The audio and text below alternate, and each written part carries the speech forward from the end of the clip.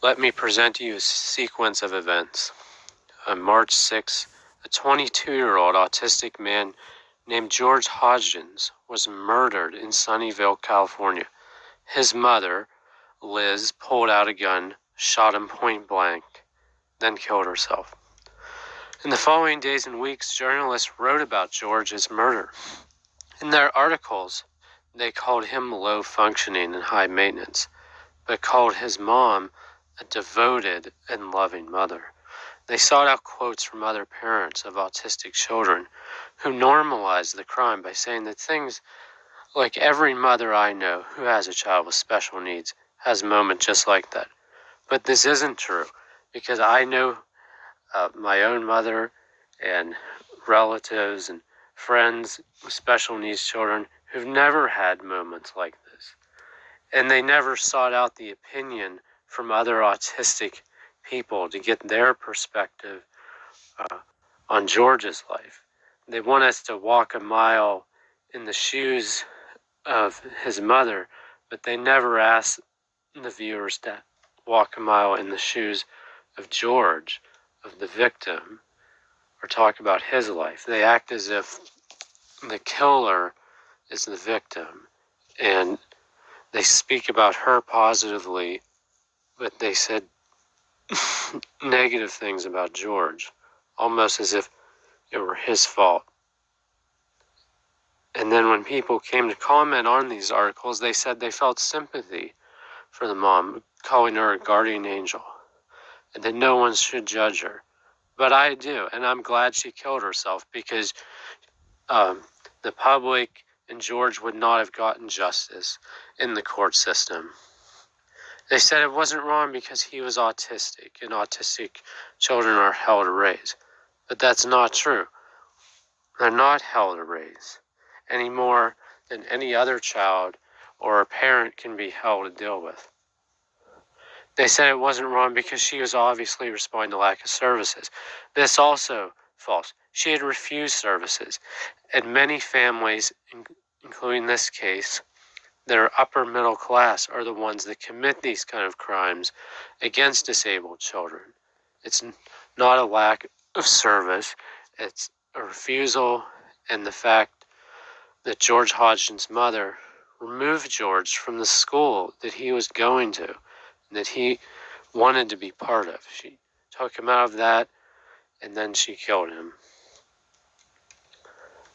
Further, on March 8th, Robert went on television to talk about how loving and compassionate it was when he gassed his disabled daughter, Tracy Latimer. He called for euthanasia, the murder of disabled children by their parents. This is actually illegal in Belgium, and he wants it legal in Canada. And this is the impetus for the Stop Combating Us campaign. And then when he was on the news, a woman appeared with him and agreed. But no opposing viewpoints were presented on the newscast. So it's up to us to present the opposing viewpoints here. On March 17th, Autism Society released a statement about the tragic story of Liz Hodgins, which shows the high stress on parents is very common in the autism community. The statement signed by both Autism Society presidents blamed her action on a lack of services, repeating this lie.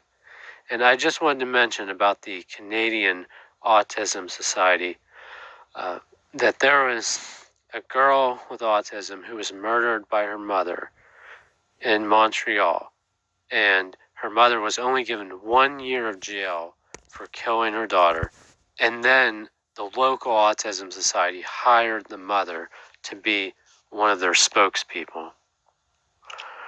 The Autism Society also notes the divorce rate among parents with a child with autism is high 70% due to the pressure and stress. But this myth was debunked in 2010. It's a common theme throughout parenting manuals and advice given to adults for dealing with autistic children, to blame the children. That's what the parents are taught in this literature. For any family problem or marital discord, just say it was the autistic child's fault. On March 31st, Patricia Corby drowned her 4-year-old son Daniel in the bathtub. So we need to start looking at these murders as copycat crimes, which are encouraged when murders of disabled people receive positive press coverage, just as Katie McCarran's murder followed Autism Every Day. Daniel Corby's murder follows George Hodgkin's murder, and subsequent media coverage which excused, explained away, or even promoted the murder of disabled people by parents. When journalists call murderers loving and devoted, when TV shows give Latimer airtime, when parents normalize murder by saying that all special needs parents have murderous thoughts, the result is an environment in which these murders are seen as acceptable. Media coverage like this sends a message that homicide is somehow understandable or a normal response to any discomfort one might experience while parenting a disabled child. And we can't pretend that other parents of disabled kids aren't hearing that message. So let me present another sequence of events. In the past 5 years, over 600 people with disabilities have been murdered by their parents, guardians, or caregivers. Filicide is the legal term for this, and it's a common problem that goes underreported. And the reason we're only talking about filicide against people with disabilities is because this type of murder gets explained away and excused. When a parent murders a child without a disability, no one attempts to understand, argue, justify, or explain the murder. No one expresses sympathy. No one says that parents had moments like that. No one understands. No one suggests that if the child had been easier or the family had more support, this could have been avoided. And yet, neurotypical children are commonly more likely to be involved in violence and be more difficult. So why does this happen? Because we live in a world where disabled lives are valued less than the lives of people without disabilities. And this is clearly stated in the United Nations laws and guidelines regarding disabled folks. There was a move a few years ago to try to give disabled people equal rights to that of non-disabled people, but it failed. We live in a world where some think it's better to be dead than disabled, where normals will tell disabled to go kill themselves. We live in a world where killing your disabled child is excused and minimized, and we live in a world where this is okay.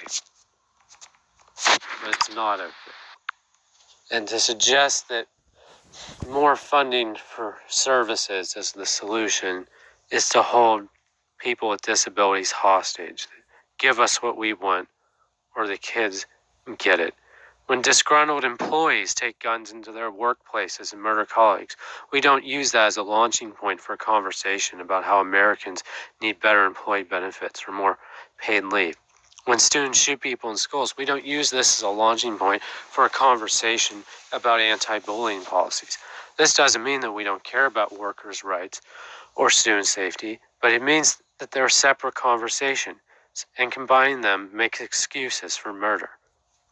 We feel that drawing a line between filicide and a lack of services is appropriate. Is it a hate crime? Yes and no. Technically, this kind of violence committed against disabled people is not always considered a hate crime.